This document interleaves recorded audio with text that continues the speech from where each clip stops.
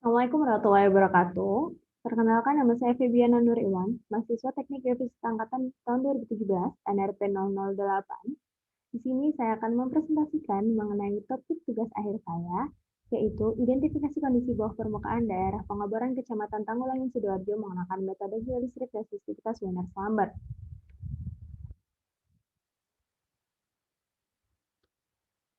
Berikut merupakan outline presentasi saya pada pagi hari ini, yaitu meliputi pendahuluan, tinjauan pustaka, metodologi, serta jadwal kegiatan tugas akhir saya. Pada pendahuluan, saya akan menjelaskan mengenai latar belakang, rumusan masalah, tujuan penelitian, batasan masalah, serta manfaat penelitian tugas akhir ini. Yang pertama, saya akan menjelaskan latar belakang penelitian tugas akhir ini. Penelitian tugas akhir ini berawal dari terjadinya banjir untuk pertama kalinya pada daerah sekitar sumur pengaboran area Tanggulangin pada awal tahun 2020, tepatnya pada Desa Banjar Asri dan Kedung Banteng, di mana banjir ini terus berlangsung selama musim hujan dan tidak kunjung reda dalam beberapa bulan. Berdasarkan data INSAR, oleh Bapak Arifianto pada tahun 2020 menunjukkan adanya peningkatan penurunan tanah pada akhir tahun 2019. Dengan adanya peningkatan skala penurunan tanah ini, diduga telah terjadi peningkatan deformasi batuan bawah permukaan pada daerah sekitar sumur pengeboran.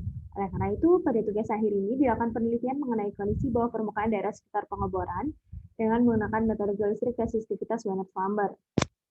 Adapun rumusan masalah pada penelitian kali ini, yaitu bagaimana litologi penyusun bawah permukaan daerah sekitar sumur pengeboran, bagaimana struktur geologi seperti rekahan pada bawah permukaan daerah sekitar sumur pengeboran area Tanggulangin.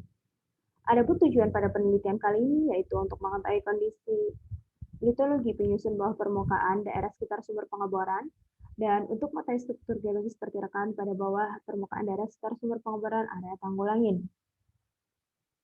Pada penelitian kali ini digunakan metode geolistrik resistivitas. Metode ini merupakan metode fisika aktif, yaitu dengan mengaliri arus ke dalam bumi melalui elektroda arus dan diukur nilai beda potensial melalui elektroda potensial. Metode geolistrik resistivitas ini menggunakan prinsip kerja hukum Ohm. Mengapa digunakan metode geolistrik resistivitas ini? Karena metode ini memiliki kelebihan, yaitu dapat membedakan antara topsoil dengan daerah rekahan, serta tidak merusak lapisan batuan bawah permukaan serta struktur bawah permukaannya. Metode ini juga banyak digunakan dalam penelitian untuk mencari struktur bawah permukaan, yaitu diantaranya oleh Wafi pada tahun 2013 untuk menyelidiki patahan dangkal di Sidoarjo, Agustin pada tahun 2017, untuk menyelidiki zona lemah pada daerah Blitar, dan Dewi pada tahun 2019 untuk mengetahui struktur bawah permukaan daerah Jawa Tengah. Selanjutnya, pada penelitian ini juga digunakan konfigurasi Wener Slamber karena konfigurasi ini memiliki target kedalaman yang lebih tinggi daripada konfigurasi lainnya, memiliki resolusi yang lebih baik daripada konfigurasi dipol-dipol, dan memiliki cangkupan horizontal lebih lebar daripada konfigurasi Wener. Konfigurasi ini juga bagus untuk menyelidiki data secara vertikal maupun horizontal.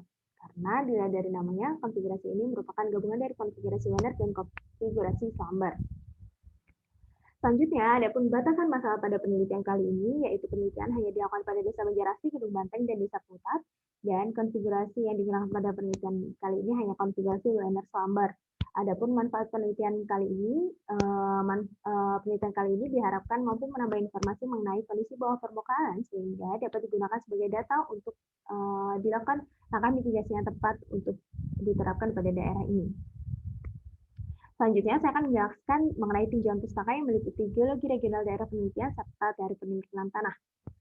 Geologi regional, daerah penelitian tepatnya pada Kecamatan Tanggulangin, Kabupaten Sidoarjo, menurut zonasi geografi Pulau Jawa bagian tengah dan timur, termasuk ke dalam zona depresi Kendang, di mana zona ini terbentuk akibat adanya tumbukan antara lempeng Eurasia dan Indo-Australia, sehingga pada zona ini banyak ditemui sesar aktif, di antaranya sesar Watokosek yang melewati area penelitian yang membentang dari Mojokerto hingga Madura. Dan sebelah kanan merupakan peta geologi regional daerah penelitian yang tersusun oleh aluvial, formasi tabu, formasi kecangan, dan formasi lidah. Namun, daerah penelitian sendiri yang ditunjukkan oleh kotak warna merah tersusun oleh aluvial, yang terdiri dari kerakal, kerikil, pasir, lempung, dan lumpur. Selanjutnya, penurunan tanah sendiri merupakan perubahan atau perpindahan level permukaan tanah yang terjadi sebagai akibat adanya pergerakan massa atau material bawah permukaan sendiri sehingga menimbulkan adanya rekahan. Rekahan sendiri yaitu suatu bidang diskontinuitas yang terjadi pada batuan. Nah, rekahan ini dapat menjadi salah satu tanda adanya ketidakstabilan tanah bawah permukaan, serta dapat menjadi tanda bahwa pada bawah permukaan ini telah terjadi pergerakan massa batuan. Penurunan tanah sendiri dapat disebabkan oleh beberapa hal, diantaranya yaitu pengambilan fluida yang berlebih, di mana fluida pada pori menjadi berkurang dan pori-pori menjadi kosong, sehingga terjadi pemampatan pori atau perapatan pori, dan sehingga menyebabkan adanya penurunan tanah.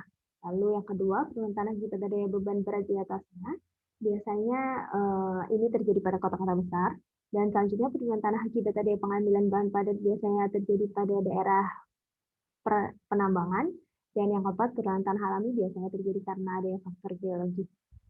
Selanjutnya saya akan menjelaskan tentang metodologi. Yang pertama yaitu diagram alir penelitian, di mana penelitian kali ini dibagi menjadi 4 tahap, yaitu tahap persiapan, tahap akuisisi, tahap pengolahan, serta tahap analisis. Tahap persiapan yaitu meliputi studi pustaka, mengumpulkan informasi mengenai daerah penelitian sendiri, dan mengenai metode yang digunakan.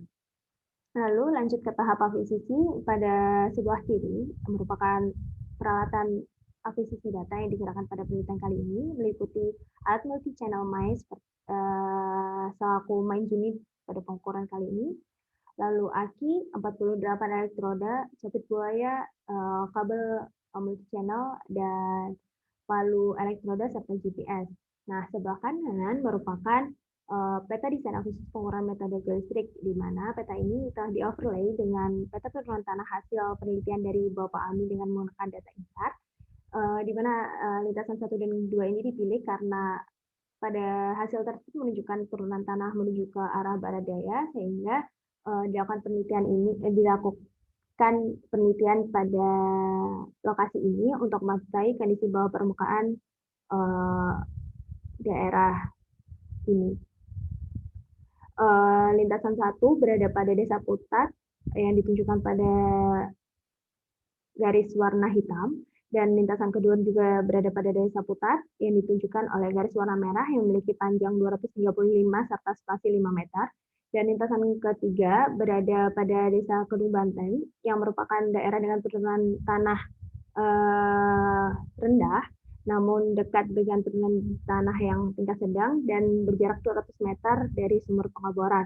Sedangkan lintasan keempat berada pada penurunan tanah yang sedang ke tinggi, yaitu 30-60 cm per tahun, dan berada pada desa Banjarasri dan terletak di antara dua sumur pengeboran yang ada di Kedung Banteng dan Banjarasri. Lintasan keempat ini berbeda dengan lintasan lainnya karena memiliki spasi 2 meter dan panjang 94 meter dikarenakan kondisi lintasan yang berada pada daerah pemukiman warga. Selanjutnya, pengolahan data sendiri, yaitu langkah-langkah pengolahan data, pengaturan data sesuai parameter studi pada software Excel dan dibentuk dodat dalam software Notepad, lalu menginput data software studi sendiri. Nah, software studi ini digunakan untuk proses inversi. Inversi yang digunakan pada penelitian kali ini yaitu inversi least square. Lalu dilakukan pengaturan parameter inversi sehingga mendapatkan penampang resistivitas 2 dimensi dengan RMS error kurang dari 10%. Dan apabila telah didapatkan penampang dengan RMS error kurang dari 10%, maka dilakukan analisis litologi serta struktur geologi seperti rekan pada setiap lintasannya. Berikut merupakan jadwal kegiatan dari penelitian tugas akhir ini. Dan ini merupakan grafik kumulatif rencana pengerjaannya. Dan ini merupakan daftar pustaka yang digunakan dalam presentasi pada pagi hari ini. Sekian presentasi pada pagi hari ini. Apabila ada kurang lebihnya saya mohon maaf. Wassalamualaikum warahmatullahi wabarakatuh. Selamat pagi.